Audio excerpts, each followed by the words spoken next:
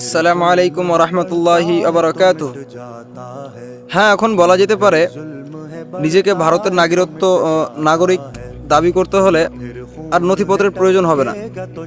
আপনার মাথায় টুপি, আপনার মুখে দাড়ি, আপনার নামের পরে আলী, হোসেন, ইসলাম, শেখ যদি থাকে তাহলে আপনি আর ভারতের নাগরিক হতে পারলেন। তাহলে কি করতে হবে?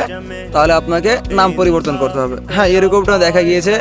গতকাল নতুন ভোটের তালিকা সামনে এসে প্রকাশিত হয়েছে 28শে ফেব্রুয়ারি 2026, যেখানে দেখলাম একেবারেই আমাদের বৈষ্ণবনগর 54 নম্বর বৈষ্ণবনগরের আমাদের যেটা বুথ আছে সুলতানপুর প্রাইমারি স্কুলের যেহেতু আন্ডারে যতগুলো আছে, যতগুলো মুসলিম নাম রয়েছে, হতে পারে কয়েকটা ছুটেছে, বাকি সবাই আন্ডার অ্যাডজুডিকেশন।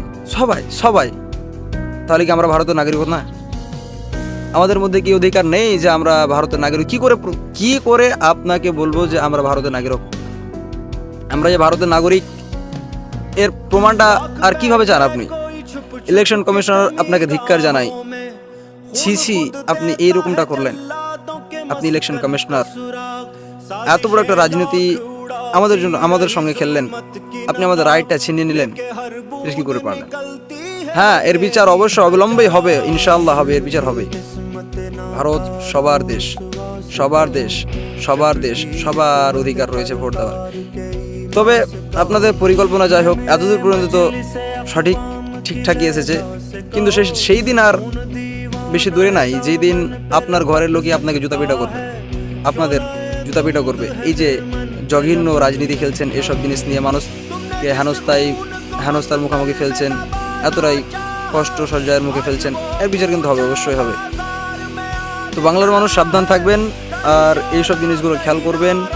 অবিলম্বেই আপনার পার্শ্ববর্তী থানাতে গিয়ে এসব সম্পর্কে জানান যে এইরকম এতবার হিয়ারিং করার পরে এরকম অবস্থা। বারবার আপনি প্রথমে কি বললেন? 2002-এর ভোটার লিস্টে নাম থাকলে আর কোনো সমস্যা নেই।